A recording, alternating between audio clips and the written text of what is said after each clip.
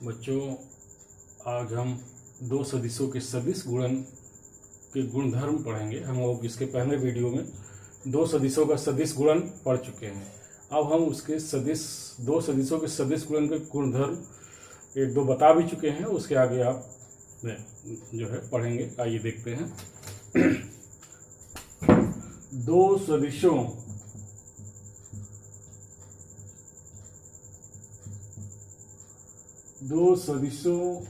के सदिश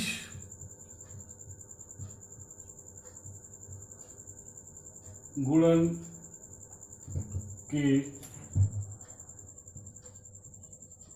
गुणधर्म। आपने पढ़ा है दो सदिशों का सदिश गुणन, जैसे वेक्टर ए, एक सदिश वेक्टर ए है, दूसरा सदिश वेक्टर बी है, तो ए और बी का क्रॉस प्रोडक्ट या सदिश गुणन A cross B. A cross B क्या होता है? Mod of vector A mod of vector B sine theta into unit vector N. ये दो सदिशों का सदिश गुणन होता है। और यूनिट वेक्टर एन यानी इकाई सदिश एन जो होता है वह सदिश होता है जो कि ए और बी दोनों पर परपेंडिकुलर या लंब होता है। ठीक है, तो ये हम, और ये इसका वेक्टर ए का मॉड है, ये वेक्टर बी का मॉड है। अब इसकी कुछ प्रॉपर्टीज हम लोग पढ़े थे। अब दो प्रॉपर्टीज, एक प्रॉपर्टी ये पढ़े थे कि यदि वेक्टर ए जीरो हो या वेक्टर बी जीरो हो तो ए क्रॉस बी का मान जीरो होता है। दूसरी प्रॉपर्टी ये भी पढ़े थे, यदि दो समान वेक्टर हैं ए क्रॉस ए तो इनका क्रॉस प्रोडक्ट जीरो होगा। क्यों? क्योंकि इनके लिए थीटा की वैल्यू इन दोनों किसी भी सदिश का स्वयं के साथ जो कोण होता है वो जीरो होता है। और तीसरी प्रॉपर्टी ये पढ़े थे हम लोग इसके पहले के वीडियो में कि यदि ए और बी दो समांतर सदिश हैं, यदि वेक्टर ए समांतर है वेक्टर बी के, तो वेक्टर ए क्रॉस बी की वैल्यू जीरो होगी। क्यों? क्योंकि जो समांतर सदिश होते हैं उनके बीच का कोण या तो थीटा बराबर 0 डिग्री होगा या 180 होगा। और साइन जीरो का मान भी जीरो होता है और साइन 180 का मान भी जीरो होता है। इसलिए जब ये कंडीशन है, ए और बी अगर दो सदिश समांतर हैं तो ए क्रॉस बी का मान 0 के बराबर होगा। अब प्रॉपर्टी नंबर 4 पढ़ेंगे हम लोग। फोर्थ प्रॉपर्टी 4 क्या है? देखिए, फोर्थ प्रॉपर्टी है आपकी कि यदि यहां से आप कोण निकालना, जैसे ए और बी। चौथा है, यदि एक सदिश वेक्टर ए है व दूसरा सदिश वेक्टर बी है और हमें इनके बीच का कोण ज्ञात करना है, तो कैसे ज्ञात करेंगे? तो देखिए, सूत्र जो आपने क्रॉस प्रोडक्ट का परिभाषा, क्रॉस प्रोडक्ट्स यानी सदिश गुणन जो पढ़ा है उसकी परिभाषा से क्या होता है? ए क्रॉस बी बराबर होता है mod of vector A mod of vector B sine theta into unit vector N. तो हमें इसका जो है वो निकालना है, कोण थीटा का मान ज्ञात करना है। तो सबसे पहले हम यहां पर क्या करते हैं, दोनों तरफ मॉड ले लेते हैं। मॉड या mod of vector A cross B और इस पूरे का मॉड इंटू साइन थीटा और यहां यूनिट वेक्टर है, इसका मॉड आएगा। ये तो पहले से ही मॉड में है तो ये ऐसे ही बाहर आ जाएगा। ये भी मॉड में है तो ये भी इसी रूप में बाहर आ जाएगा। और यहां साइन थीटा, थीटा की वैल्यू पॉजिटिव यानी ये, और यहां मॉड ऑफ यूनिट वेक्टर है। ये मॉड ऑफ साइन थीटा बराबर ये पॉजिटिव होगा। पॉजिटिव का मतलब हुआ कि थीटा की जो वैल्यू है वो 0 से पाई के बीच में ही होगी। अब आप देखिए, तो यहां से इसका mod of A mod of B sine theta और यूनिट वेक्टर एन, इकाई मात्रक का परिमाण 1 होता है इंटू 1। तो साइन थीटा का सूत्र क्या बन गया? साइन थीटा बराबर mod of vector A cross B upon mod of A mod of B, ये सूत्र आ गया। दो सदिशों के बीच का कोण का ये सूत्र है।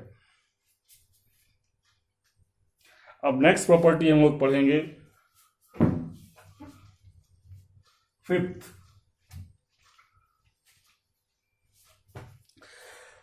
प्रॉपर्टी। एक चीज और हम बता चुके हैं आपको फिफ्थ में कि ए क्रॉस बी कभी भी बी क्रॉस ए के बराबर नहीं होता, ये हम बता चुके हैं। जैसे कि ये समझिए, ये वेक्टर ए है, ये वेक्टर बी है, तो ए क्रॉस बी जब आप निकालेंगे तो ये यूनिट वेक्टर एन होगा ऊपर। ऐसे देखिए, राइट हैंड आप अपना वेक्टर ए की तरफ ले जाइए, ए क्रॉस बी कर रहे हैं, तो ये ए क्रॉस बी, ये ऊपर यूनिट वेक्टर एन, और अगर बी क्रॉस ए करते हैं तो इसकी दिशा नीचे की ओर होगी, माइनस यूनिट वेक्टर एन। तो ए क्रॉस, तो आप दोनों का परिमाण तो सेम हो सकता है ए क्रॉस बी, लेकिन उसकी दिशा भिन्न भिन्न होगी। ए क्रॉस बी की दिशा ऊपर, और बी क्रॉस ए, जब बी क्रॉस ए करेंगे तो उसकी दिशा माइनस एन की तरफ होगी। बाकी परिमाण दोनों का सेम होगा, इसीलिए ये दोनों सदिश आपस में बराबर नहीं होंगे। छठा है कि या अब यहां पर अगर हम माइनस चिन्ह लगा के एक दूसरे को बराबर भी कर सकते हैं। A cross B this is equal to minus में बी क्रॉस ए। अगर हम यहां माइनस ए क्रॉस बी को बी क्रॉस ए के रूप में लिखना चाहें तो यहां माइनस चिन्ह करके ये लगा सकते हैं, क्योंकि दोनों वेक्टरों में सिर्फ दिशा का अंतर है और दिशा ठीक विपरीत है एक दूसरे के। तो इसको जो है इसको इस रूप में लिखने के लिए माइनस चिन्ह लगा दीजिए, यानी ये इसके माइनस के बराबर होगा। माइनस चिन्ह यहां पर सिर्फ ये शो कर रहा है कि ये इसकी दिशा इसके विपरीत है, बाकी सब कुछ सेम है, यानी परिमाण सेम है, दिशा इसके विपरीत है। तो इस वेक्टर को माइनस लगा देंगे तो जो है इसके रूप में भी लिख सकते हैं। अब आपको एक बड़ी ही छठी सातवीं प्रॉपर्टी बताने जा रहे हैं। सातवीं प्रॉपर्टी है, जैसे कि ये देखिए ध्यान से, ये अगर यहां पे ये जे है, ये एक्स एक्सिस, ये वाई एक्सिस, ये जेड एक्सिस, अगर आई क्रॉस जे करें तो आई और जे इसका जो क्रॉस प्रोडक्ट, ये आई इधर है, एक्स एच की दिशा में आई, वाई एच की दिशा में जे, जेड एच की दिशा में के। अब इसको देखिए राइट हैंड, आई क्रॉस जे, इसका जो आई क्रॉस जे करेंगे उसमें राइट हैंड से बनाइए, तो आई क्रॉस जे की जो वैल्यू आएगी आपको दिख रहा होगा, आई क्रॉस जे ऊपर की ओर के। अगर जे क्रॉस के करते हैं तो ध्यान दीजिए, जे क्रॉस के, इसकी वैल्यू जे क्रॉस के, ये जे और के किस पर का क्रॉस प्रोडक्ट, यानी जो आएगा वो किस पर, ये इसका परपेंडिकुलर, ये आई आएगा। आप और के क्रॉस आई करिए, के क्रॉस आई बराबर जे। अब आपको हम ये बताने जा रहे हैं कि आई क्रॉस जे बराबर के कैसे आया। देखिए आप इसको भी समझिए, आई क्रॉस जे बराबर, इसको क्रॉस प्रोडक्ट की परिभाषा से mod of I mod of J, और इसके बाद इन दोनों के बीच का कोण, आई और जे के बीच का कोण 90। आप जानते हैं आई जे के तीनों एक दूसरे से 90 डिग्री कोण बनाते हैं, 90 इंटू यूनिट वेक्टर है। तो यहां पे आई यूनिट वेक्टर है, इकाई सदिश एक्स एच की दिशा में 1, और जे इकाई सदिश एक्स वाई एच की दिशा में 1, साइन 90 1, यहां यूनिट वेक्टर एन। तो यहां पे आई क्रॉस जे बराबर एन। तो अब वो कौन सा सदिश है जो आई और जे दोनों पे परपेंडिकुलर हो और इकाई हो, वो के है। तो यहां से ये बराबर के, इसीलिए आई क्रॉस जे बराबर के, जे क्रॉस के बराबर आई, के क्रॉस जे बराबर जे। यदि हम इसको उल्टी दिशा में जाते हैं, इसका उल्टा करते हैं, यानी जे क्रॉस आई करेंगे, जे क्रॉस आई, तो ये माइनस में होता जाएगा, माइनस करके के क्रॉस जे करेंगे, के क्रॉस जे करेंगे तो माइनस का आई, और आई क्रॉस के करेंगे तो माइनस का जे। इसको आप ऐसे भी समझ सकते हैं इस तरह से, जैसे यहां पे आई जे और के एक राउंड एक वृत्त में, तो आई क्रॉस जे करिए तो ये के आ जाएगा, और जे क्रॉस के करेंगे तो आई आ जाएगा, और आई क्रॉस जे के क्रॉस आई करेंगे तो जे आएगा, और जे क्रॉस के करेंगे तो आई आएगा। लेकिन अगर आप उल्टा करेंगे दूसरी दिशा में, ये एंटी क्लॉकवाइज है, इस और अगर इस तरह से करेंगे, सॉरी, आई जे और के, अगर उल्टा ऐसे घूमिए, आई से के इधर आई क्रॉस के माइनस जे, के क्रॉस जे माइनस आई, और जे क्रॉस आई, ये जे क्रॉस आई बराबर माइनस के, जे ये उल्टा देखिए, जे क्रॉस आई बराबर माइनस के, आई क्रॉस के बराबर माइनस जे, और के क्रॉस जे बराबर माइनस आई। तो इस तरह से ये आपका सूत्र भी है, इसको याद भी रखना है हमको। अभी हम लोग जब क्रॉस प्रोडक्ट करेंगे तो इसको याद रखेंगे।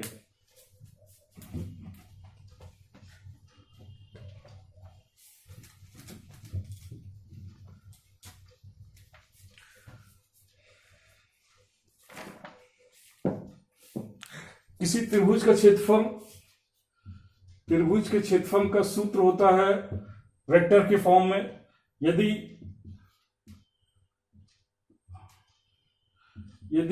किसी त्रिभुज की संलग्न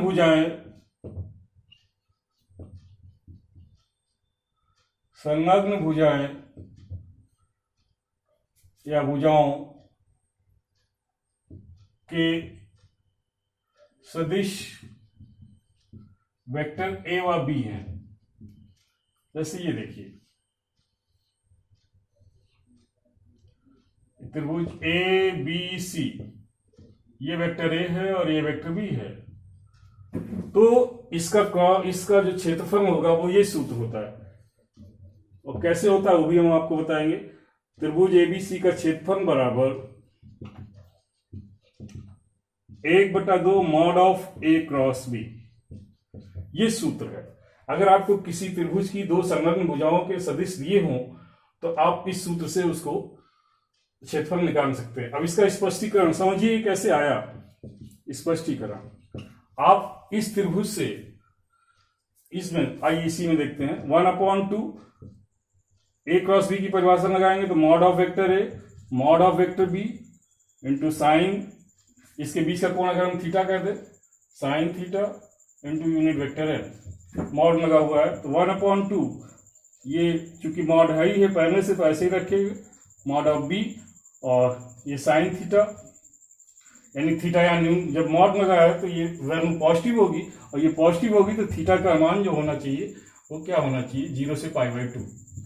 और वैसे भी त्रिभुज का प्रत्येक कोण जो होता है यहाँ पर, ये इसकी वैल्यू पॉजिटिव है तो 0 से π/2 के बीच में होगा, और यूनिट वेक्टर एन, तो इसका मान 1 हो जाएगा। 1/2 mod of vector A mod of vector B sine theta into 1। अब आप देखिए इसको हम ऐसे भी लिख सकते हैं, 1/2 mod of vector A into ये चीज जो है mod of vector B sine theta. ये आपका एक तरह से क्या है, ये बी साइन थीटा इसका जो है ये इसका लंब है, और ये आधार हो गया, मॉड ए आधार हो गया, और ये लंबवत। इसके दो घटक अगर आप निकालेंगे, इसका परपेंडिकुलर घटक यही तो आएगा। तो ये चीज एक तरह से कह सकते हैं 1/2 ये आधार और ये क्या है लंब। इसका मतलब ये हमारा सूत्र सही है। अब इसी तरह से समांतर चतुर्भुज के बारे में कि समांतर चतुर्भुज के क्षेत्रफल का क्या सूत्र होता है, आइए देखते हैं।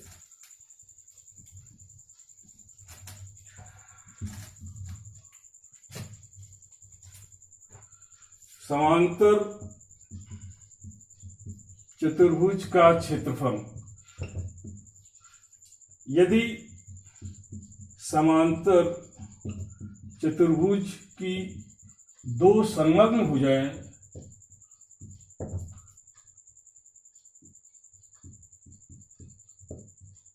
या भुजाओं के सदिश वेक्टर ए व वेक्टर बी है, तो समांतर चतुर्भुज का क्षेत्रफल बराबर mod of vector A cross B.